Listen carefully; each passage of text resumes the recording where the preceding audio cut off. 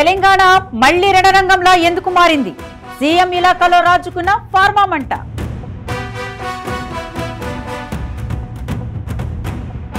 కాలుష్య కార్మిక ఫార్మా కంపెనీలే ప్రభుత్వానికి ముఖ్యమా?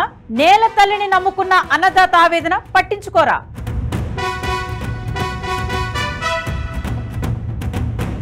భూమే జీవనాధారం, అవే లేకుంటే మరి బతికేదెలా? కాలుష్య కారక కంపెనీలను రానివ్వమంటున్న రైతన్నలు.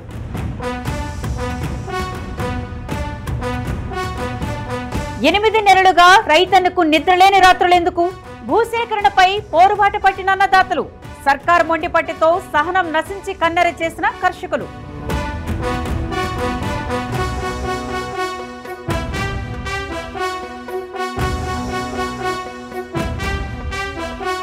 తెలంగాణలో మళ్లీ అరెస్టుల పర్వం మొదలైంది.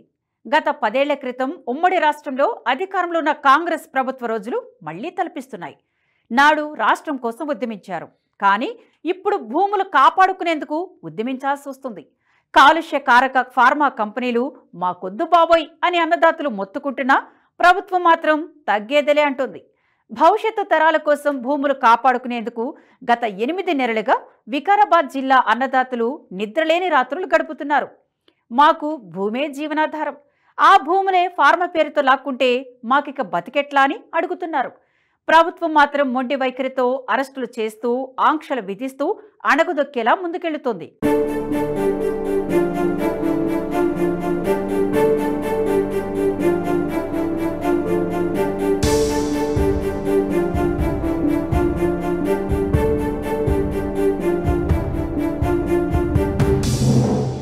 భూములే వాళ్ల జీవనాధారం, అవి లేకుంటే వారు ఎలా బతకాలి, ఎక్కడికెళ్లాలి?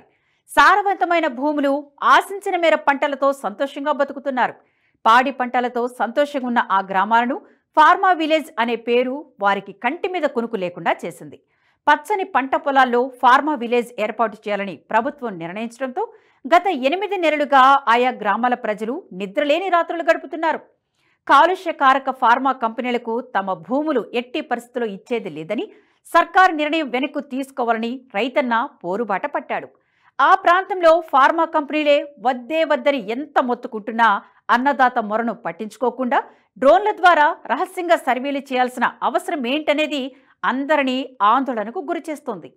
సీఎం రేవంత్ రెడ్డి సొంత నియోజకవర్గం కొడంగల్లోని దుద్యాల మండలంలోని హకీంపేట, పోలేపల్లి, లగచెర్ల, రోటిబండ తండా, పులిచెర్లకుంట తండా పరిధిలో సుమారు 1375 ఎకరాల్లో ఫార్మా విలేజ్ను ఏర్పాటు చేయాలని ప్రభుత్వం నిర్ణయించింది. ఫార్మా కంపెనీల ఏర్పాటుకు ఆ 80 ఎకరాలతో పాటు సమీపంలో ఉన్న భూములను కూడా తీసుకోవాలనుకుంటుందట. దీంతో గిరిజనులకు సంబంధించిన 500 ఎకరాలను భూసేకరణ చేయాలని యోచిస్తోంది. రోటిబండ తండా, పులిచెర్లకుంట తండాలో అసెండ్ ల్యాండ్ 80 ఎకరాలు మాత్రమే ఉంది. ఈ గ్రామాలతో పాటు దుద్యాల, లగచెర్ల, ఈర్లపల్లి గ్రామాల్లో 252 ఎకరాల ప్రభుత్వ భూమి ఉంది. మరి ఫార్మా విలేజ్కు ఈ భూమి సరిపోదని మొత్తం 1375 ఎకరాలు సేకరించేందుకు ప్రభుత్వం సిద్ధమైంది.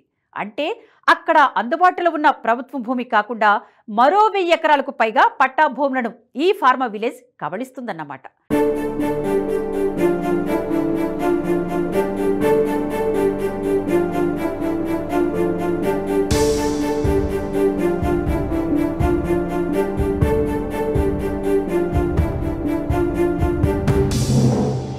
ప్రస్తుతం ఈ ప్రాంతంలో బహిరంగ మార్కెట్ ధర కోటికి పైగా పరుగుతుందట.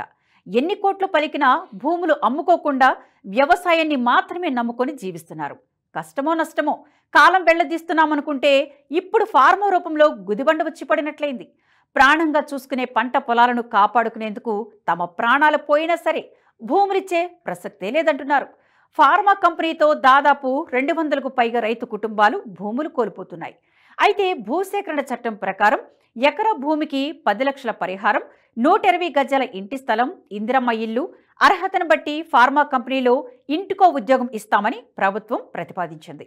తమ భూములు కోల్పోతే భవిష్యత్తు లేదని పలువురు రైతులు ప్రతిపాదనలను వ్యతిరేకిస్తూ పోరుబాట పట్టారు.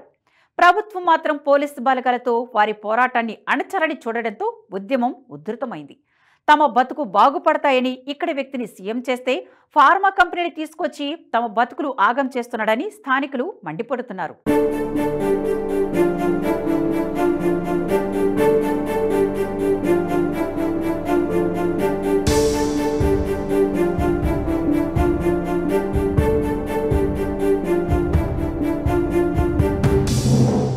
తాతల కాలం నుంచి వస్తున్న భూములు రెక్కలు ముక్కలు చేసుకొని తమ రక్తాన్ని చెమటగా మార్చి ఒక పూట తిని మరో పూట పస్తుండి కష్టార్జితంతో తమ పిల్లల భవిష్యత్ కోసం ఎకరం 2 ఎకరాల భూములను కొనుగోలు చేశారు. ఇప్పుడు ఫార్మా విలేజ్ పేరు తెచ్చి ఆ భూములు ఇవ్వాలంటే తమ పిల్లలకు కాకుండా ప్రభుత్వానికి ఎలా ఇస్తామని ప్రశ్నిస్తున్నారు. ఉన్న పొలాలను సర్కారుకిస్తే తమ కుటుంబాలు ఎలా జీవించాలని ప్రశ్నిస్తున్నారు. ఫార్మా కంపెనీలు వస్తే ఆ ప్రాంతమంతా కాలుష్యమైపోతుంది. అప్పుడు మనుషులతో పాటు పశువులు కూడా జీవించలేని పరిస్థితి వస్తుంది. ఇప్పటికే సమీపంలో ఉన్న ఫార్మా కంపెనీల మూలంగా అక్కడి గ్రామాల్లో అనేక చర్మ సంబంధిత వ్యాధులు వస్తున్నాయట. ఎంతో మంది అనారోగ్యాల బారిన పడుతున్నారట. అక్కడి వాళ్ళని చూసి తీవ్ర భయం భ్రాంతులకు గురవుతుంటే ఇప్పుడు అదే పరిస్థితి తమ గ్రామాలకు కూడా రాబోతుందని తెలిసి దుద్యాల మండల ప్రజలకు కంటి మీద కునుకు లేకుండా పోయింది. పనికిరాని బీడు భూములు, గుట్టలు, జనాలు లేని ప్రాంతాల్లో ఫార్మా కంపెనీలను ఏర్పాటు చేయాలి. కానీ పచ్చటి పంటల పొండే పట్టా భూములను తీసుకొని కాలుష్యకారక కంపెనీలను ఏర్పాటు చేస్తామంటే ఎలా అని ప్రశ్నిస్తున్నారు.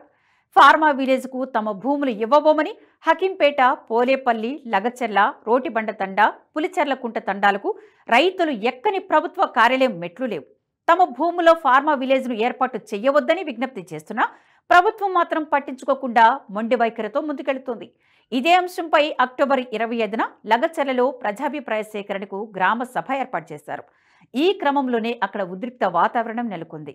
రైతులపై పోలీసులు లాఠీచార్జి చేశారు. ఏది ఏమైనా భూసేకరణకు మళ్లీ తమ వద్దకు రావద్దని అధికారులకు విజ్ఞప్తి చేశారు.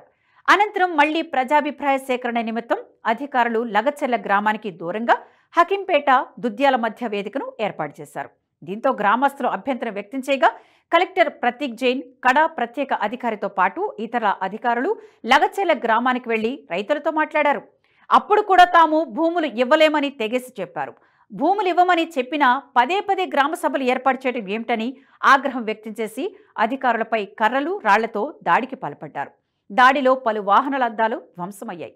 ఈ క్రమంలోనే ఓ వ్యక్తి కలెక్టర్పై దాడికి పాల్పడ్డాడు. దీంతో పరిస్థితి మరింత ఉధృతంగా మారి ఆ ప్రాంతమంతా రణరంగమైపోయింది.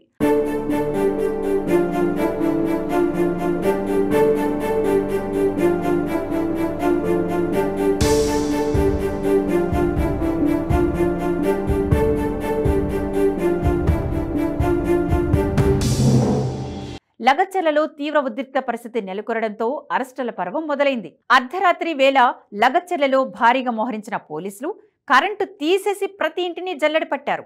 అనుమానితులను అదుపులోకి తీసుకున్నారు. దాదాపు 30 మందిని అరెస్టు చేసి పోలీసు స్టేషన్ కు తరలించారు.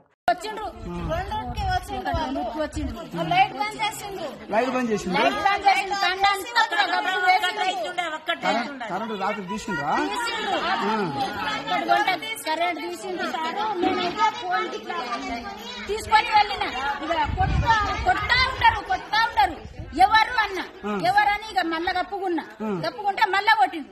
ఎరే చెప్తారా ఏం చేస్తారు? వస్తుండే తీస్తుండే కదా ఇరగొడతారా అన్న ఇట్లనన్నా పోలీసు వాళ్ళు చెప్పలేరు. తీయండి వస్తుండే కదా వస్తుండా ఇరగొడతారా ఏం చేస్తారా? వస్తుండే కదా తీసుకుంటా అన్న తీస్తే ఎవరెవరు అన్నారు. దొప్పి నాకు వేసి తీసుకుపోతాను. చిన్న పిల్లగానికి తీసుకుపోతారా? ఏంటి ఇప్పుడు పిల్లగాడు చెప్పాడు సార్, రాత్రి వచ్చిన సార్ నేను ఎక్కడోను, నేను కాలేజీలా అది అప్లై చేయాలి అంటే ఎగ్జామ్ రాపియారు వాళ్ళు, పెద్ద కాలేజీ ఉంది కదా, అందుకే రాత్రి వచ్చిండు. ఇక పండుకున్నాడు తీసుకుపోతారా వాళ్ళు? చెప్పలేదా మరి మీరు? చెప్పినా సార్ ఏడ్చినా ఇవ్వలేరు ఈ పిల్ల కూడా కళ్ళబడ్డారు నాకు విద్య. దుద్యాల, కొడెంగల్, బొమ్రాస్పేట మండలాల్లో ఇంటర్నెట్ సేవలు నిలిపివేశారు. అర్ధరాత్రి అంతమంది పోలీసులు గ్రామాలపై పడి అరెస్టు చేయాల్సిన అవసరం ఏంటని ఇప్పుడు అందరూ ప్రశ్నిస్తున్నారు. పరిస్థితి అదుపు తప్పడానికి కారణం ఎవరు? ఎందుకు ఈ పరిస్థితి ఏర్పడింది? భూములు ఇవ్వమంటే ఉద్రిక్తతలు సృష్టించి తిరిగి వారిని అరెస్టు చేయడం ఏంటని పలువురు మండిపడుతున్నారు. ఈ విషయంపై ప్రతిపక్షాలు కూడా గొంతెత్తి తీవ్రంగా ఖండించాయి. లగచెర్ల ప్రాంత రైతులను పరామర్శించేందుకు రాజకీయ పార్టీలు బృందాలుగా బయలుదేరడం, వారిని అడ్డుకోవడంతో ఒక్కసారిగా యావత్ రాష్ట్రం చూపు వికారాబాద్ జిల్లాపై పడింది. అయితే కలెక్టర్ తనపై ఎవరూ దాడికి పాల్పడలేదని చెప్పాడు. రైతులతో మాట్లాడాను, రైతులు తనపై దాడి చేయలేదన్నారు. దాడి నాట్ దాడి ఎట్ ఆల్ లేదు అలాగా మనం మాట్లాడడానికి పోయాము, వాళ్ళు కూడా మాట్లాడడానికి మమ్మల్ని పిలిచి తీసుకుని పోయారు. ఆ తర్వాత పోయినప్పుడు అక్కడ ఏదో some fellows were there, they started conspiring, they are all tribals. So చూసి అలాగా అవుతుంది, but they were all farmers our people. అలాగా దాడి వాడి వర్డ్ మీరు వాడకండి, యూజ్ చేయకండి. దీంతో ప్రతిపక్షాలు మరింత మండిపడుతున్నాయి.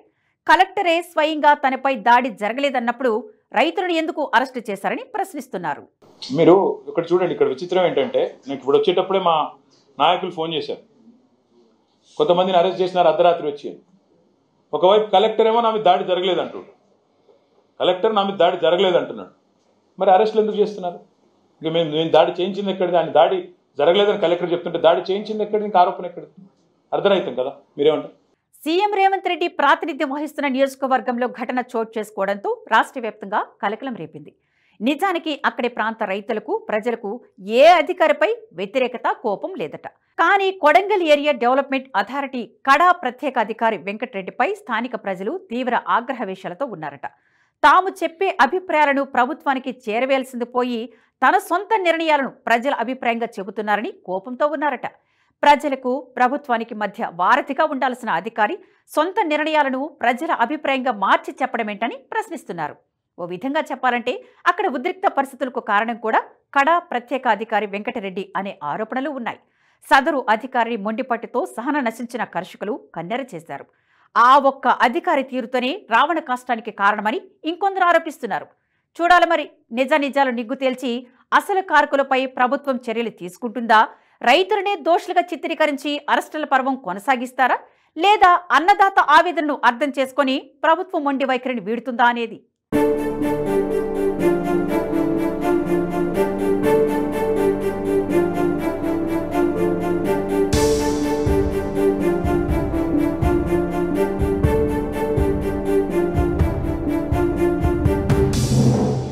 ఈ వీడియో మీకు నచ్చినట్టయితే లైక్ చేయండి, 10 మందికి షేర్ చేయండి. అలాగే కామెంట్ల రూపంలో మీ అభిప్రాయాలను మాతో పంచుకోండి. Nationalist hub group of channels ను సబ్స్క్రైబ్ చేసుకుని తెలుగునాట జాతీయవాద జర్నలిజాన్ని ప్రోత్సహించండి. ఈ వీడియో కింద ఉన్న బెల్ ఐకాన్ పై క్లిక్ చేయడం మర్చిపోవద్దు.